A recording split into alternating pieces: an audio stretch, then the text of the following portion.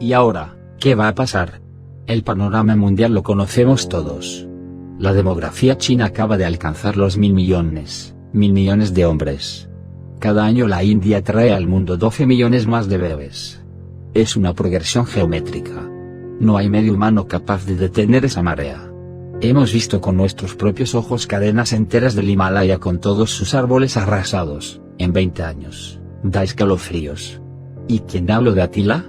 Toda la tierra está llena de pequeños Atilas, aunque, verdaderamente, no sabemos muy bien si se trata de hombres o de qué, disfrazado bajo una piel de hombre. Y quizás sea esa la verdadera cuestión: la tierra está llena de seres que no son hombres. Que son cabras, ratas o conejos, pero no hombres.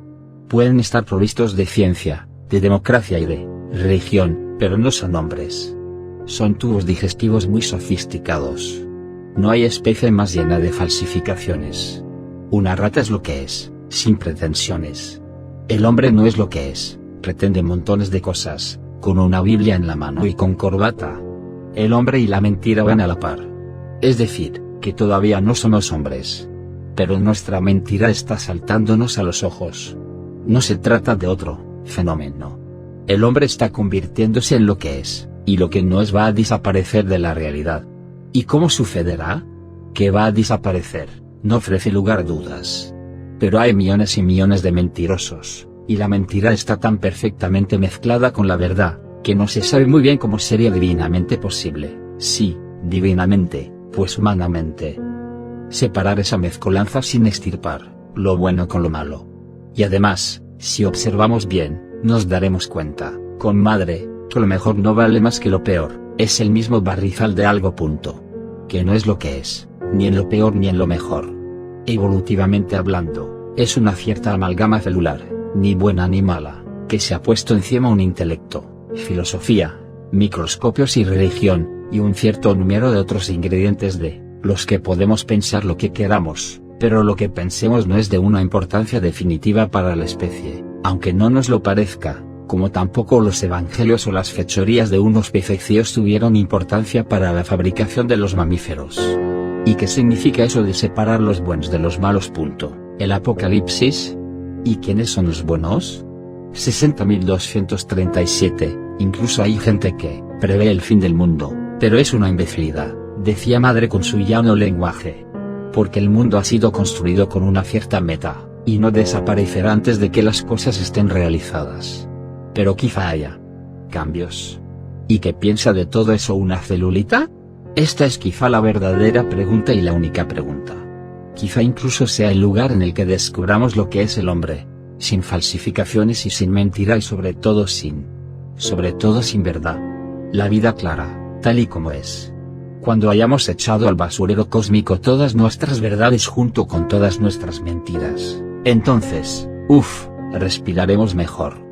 Pero ahí está el problema: ¿cómo llegar a esa celulita pura y libre, sin hundir todo el edificio que se ha puesto encima y sin aplastar con él la celulita? Es ahí donde necesitaríamos de un mago divino. E incluso sospechamos, con Aristófanes, Molière y Aurobindo, que ese mago debe ser un tanto humorista. Pero pongámonos serios, por el momento. Ahí están esas inquietantes bombas que amontonamos como topos en su agujero.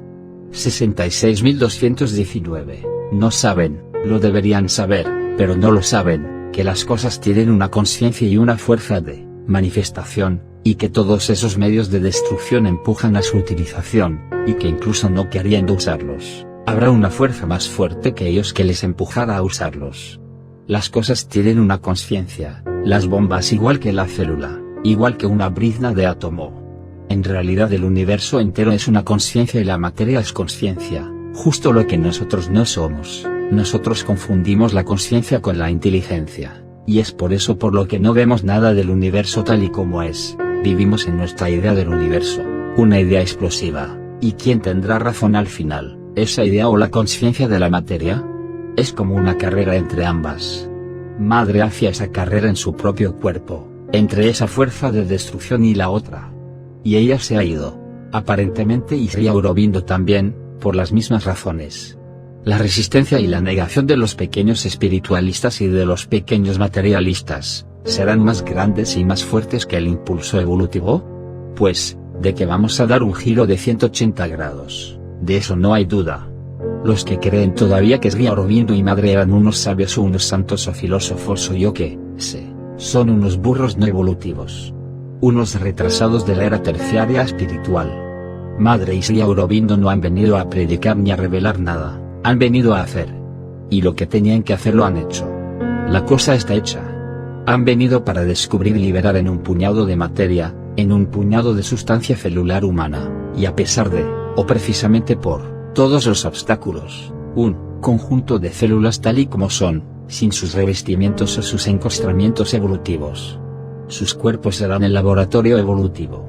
Lo que han hecho es una operación evolutiva. ¿Y se ha visto alguna vez a la evolución fallar? Es lo único que no falla jamás, es lo más infalible que hay en el mundo. Los evangelios pueden fallar, pero no la célula. Una vez que se le ha metido algo en la cabeza, en su programa genético, ya no lo suelta, hasta que surja el próximo elemento perturbador evolutivo. Madre y Sri Aurobindo son unos grandes perturbadores. No hay más que verlo. Aunque no vemos nada, como de costumbre, salvo eslogans y millones de televisiones a través del mundo que aúllan mentiras verdades o verdades mentiras, de las que nadie entiende nada, salvo que se tambalean ya desde sus cimientos. 65.203, tienen la impresión de estar sobre una tierra que ha dejado de ser sólida. Tiembla. Y no les resulta confortable. 63.189, es imposible que un cambio cualquiera, incluso en un elemento o en un punto de la conciencia terrestre, no haga participar en ese cambio a toda la Tierra, forzosamente. Todo está estrechamente unido. Y cualquier vibración tiene consecuencias terrestres no digo universales, digo terrestres forzosamente. Y Sri Aurobindo, una piedra inerte sobre la arena que con tu distraída patada mandas a pasear ha producido su efecto en los hemisferios. Si nuestros televisores tienen ese efecto y pueden sembrar el pánico desde Moscú a Belleville en 3 minutos, ¿qué sabemos nosotros de los efectos revolucionarios de un puñado de materia que repentinamente da ese formidable golpe de estado de tirar por la borda al gobierno mental? Eso es lo que no alcanzamos a medir, pero cada día se hace más patente ante nuestros propios ojos. Es el gobierno mental del mundo lo que está vacilando y foforando en la incoherencia. Echan discurso, todos, pero temblando la tierra. Está temblando la materia. Quizás sea necesario que la tierra se despierte a la realidad del fenómeno antes de que a todos los pequeños sombreros, de presidente, de obispo, de biólogo, de yogi o de ayatolá, se los lleve el viento por encima de los tejados y de las aturdidas cabezas. No estamos viviendo un cambio espiritual del mundo, no vamos a cambiar de ideas, vamos a cambiar de mundo, como los teleosteos en sus charcos resecos. Y nuestros comunismos o nuestros marxismos son tas irrisorios como nuestros capitalismos o nuestros evangelismos, como todos nuestros posibles pequeños sismos. Estamos viviendo un cambio evolutivo. El lugar de la batalla es el cuerpo, es la célula. Eso es lo que está cambiando, y nada más. Todos los cuerpos, decía ella. Todo lo demás solo son malabarismos cerebrales. Entonces resulta que llegamos a un extraño cruce entre Apocalipsis y la biología. Y de pronto, se fue precisando el problema. Era en 1969, tras un experimento que ya hemos citado, pero no basta el final. Y es ese final lo que nos interesa. Repetimos, 69.315 ¿y qué es esta creación? Separación, ¿no? Y por tanto maldad, crueldad, ser de dañar, y de ahí el sufrimiento, y de ahí toda la enfermedad, la descomposición, la muerte, la destrucción, todo eso forma parte de una misma cosa. Y la experiencia que he tenido era la de la irrealidad de esas cosas, como si hubiéramos entrado en una mentira irreal y todo eso desapareciera cuando salimos de ella. No existe, no es. Eso es lo tremendo. Que eso que para nosotros es tan real, tan concreto, tan terrible, todo eso no existe. Solo es que hemos entrado en la mentira. ¿Por qué?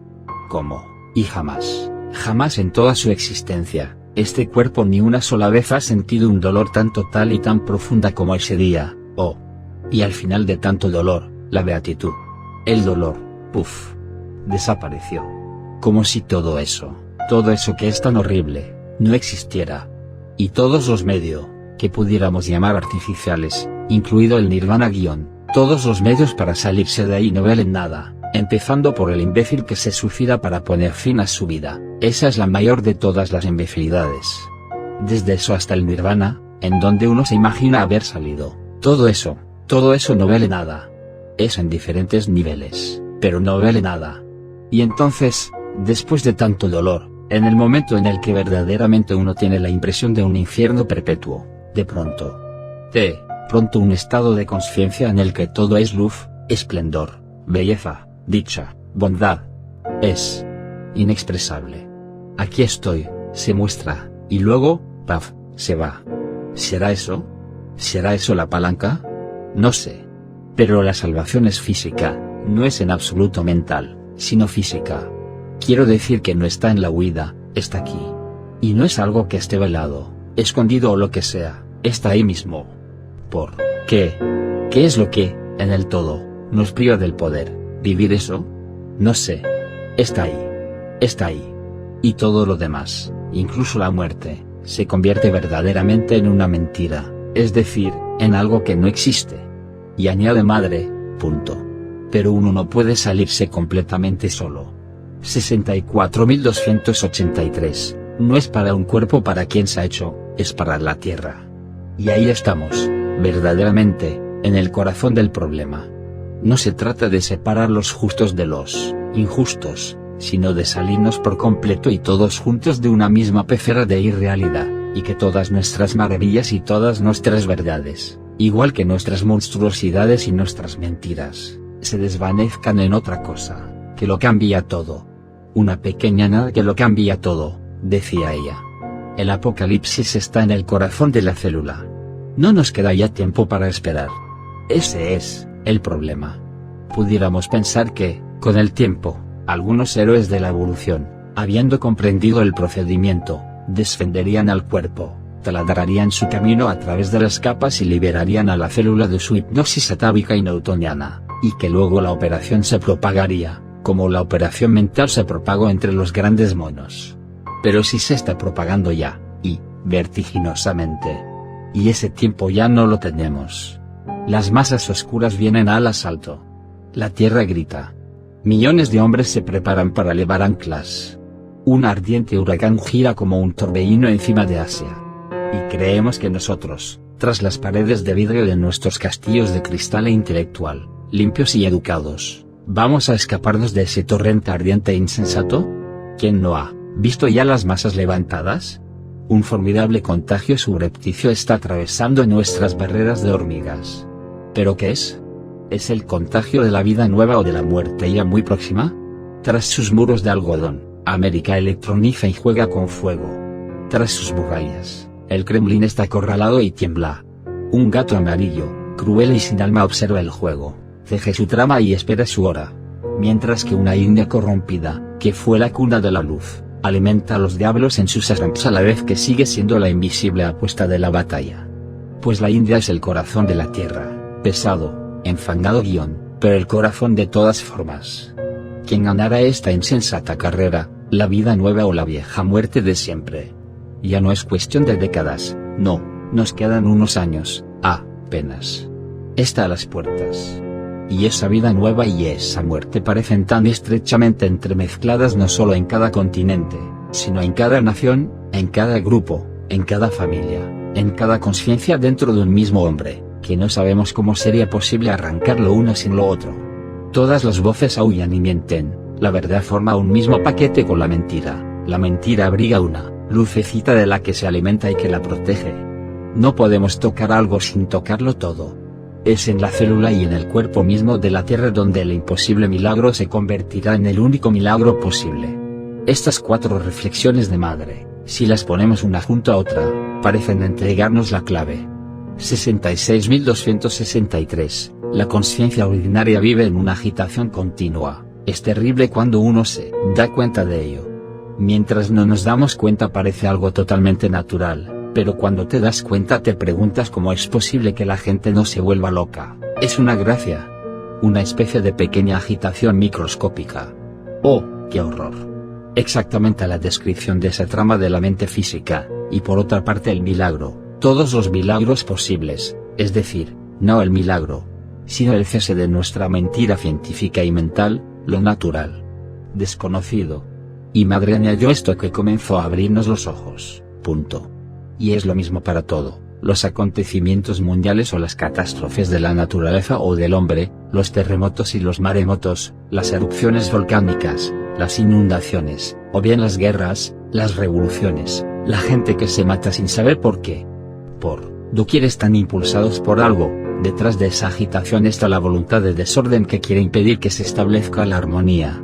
En el individuo, en la colectividad y en la naturaleza. Entonces comenzamos a ver que esa trama no es simplemente asunto de unas células individuales, es toda la tierra de los hombres la que está cubierta. Una trepidación microscópica y constante que envuelve al mundo con su red. Y luego, en 1969, 69.105- la cantidad de sugestiones, que pudiéramos llamar derrotistas, que hay en la atmósfera terrestre es formidable. Es para asombrarse que no quede todo aplastado de toda la gente, todo el tiempo, está formando catástrofes, esperan lo peor, ven lo peor, solo se fijan en lo peor. Oh, y esa está en las más mínimas cosas, ¿sabes? El cuerpo lo observa todo. Cuando la reacción de la gente es armoniosa todo va bien, pero cuando existe esa reacción que llamo derrotista, un objeto que cojan se les cae. Y sucede todo el tiempo, sin que haya ninguna razón especial, es solo por la presencia de esa conciencia derrotista. Lo he visto clarísimamente, todas las voluntades o las vibraciones, porque es algo que se reduce a vibraciones, todas las vibraciones que traen desde las más pequeñas molestias hasta las mayores catástrofes, todas son de la misma calidad.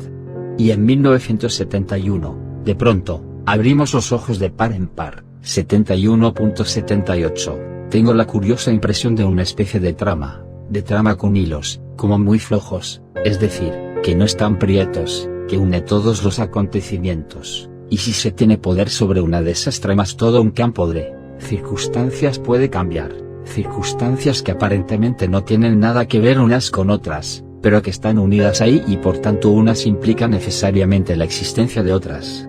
Y eso, tengo la impresión de que es algo que envuelve toda la Tierra. Y no es mental. Son circunstancias dependientes unas de otras de forma totalmente invisible exteriormente, sin una lógica mental, pero que están como unidas unas a otras. Y si se es consciente, verdaderamente consciente de eso, uno puede cambiar así las circunstancias. Pregunta: ¿sientes que tienes poder sobre alguna de esas tramas? No, es de otra forma. Me di cuenta porque estaba actuando sobre una de esas tramas. Si tuviéramos el poder de reemplazar una de esas tramas por otra podríamos cambiar así todas las cosas. Es inexpresable. ¿Sobre qué trama estás actuando en este momento? Pues no lo sé. Son tramas que están alrededor de la Tierra. Y fue ahí donde se nos abrieron los ojos, punto. Hay una en la que veo las más mínimas circunstancias de la vida está ahí. Y entonces, cuando la observo así, veo que se extiende sobre todo el país, la India, y no solo sobre todo el país, sino sobre la Tierra. Si se te cae un objeto, ¿qué es lo que se moverá allá lejos, en Kamchatka o en Washington? Y tu paso en falso aquí, de qué microscópica, o gigantesca, da igual, vibración habrá salido en Spitzberg o en la calle Montmartre. Todo está unido. Es terrible. Y no es mental. Entonces, ¿qué es? Todas las células y los átomos de la Tierra son un mismo cuerpo continuo. Y si uno toca aquí una celulita, si uno hace un minúsculo agujero en esta malla, en esta microscópica trama personal pero si no hay nada personal no hay nada individual no se puede agujerear un sitio sin agujerearlo todo. Es lo que Madre y Sri Aurobindo han hecho, han sembrado un irresistible contagio. Pero entonces el problema toma una envergadura inesperada en la que este microscópico individuo que somos asume una importancia desmedida o a la medida de cualquier cosa sobre el planeta, un terremoto o un hermoso gesto de algo que de pronto esboza una sonrisa en esta papilla negra de la Tierra tienen la misma importancia. Todo es igual. Solo hay una cuestión, la calidad de la vibración, negra o ligera, solar y sonriente o derrotista. Pero, cuidado, no hagamos poesía.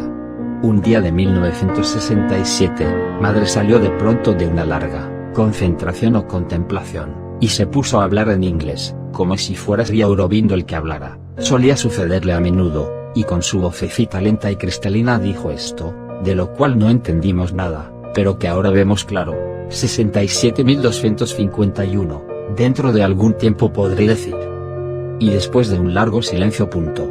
Lo que significa exactamente la realidad de esta materia aparente. Tengo la impresión, exactamente la impresión de estar a punto de obtener una clave o un truco, un procedimiento, no sé cómo expresarlo. Todo esto son vulgarizaciones, pero es algo que, si lo poseyéramos sin estar totalmente del lado verdadero, en un segundo podría ocasionar una catástrofe terrible. ¿Qué catástrofe? No sé, como una disolución del mundo. ¿La ruptura de la trama? ¿Desembarcar, de pronto en el lado verdadero de la Tierra? Un de pronto punto. De lo más asombroso quizá. Pero, cuidado, no hagamos tampoco ciencia ficción. Un año más tarde era mayo de 1968.11. Se refiere Sarprema al movimiento espontáneo y revolucionario que por aquellas fechas paralizó en Francia durante días, la horrible máquina estatal e industrial. Millones de personas se estremecieron en las calles notando la cercanía de otra cosa, de algo, y pintaron en los lugares ocupados como consignas de un futuro: se decreta el estado de felicidad permanente, hay método en su locura, sean realistas, pidan lo imposible. París fue la cresta de la ola de una marea que atravesó la tierra entera aquel 1968.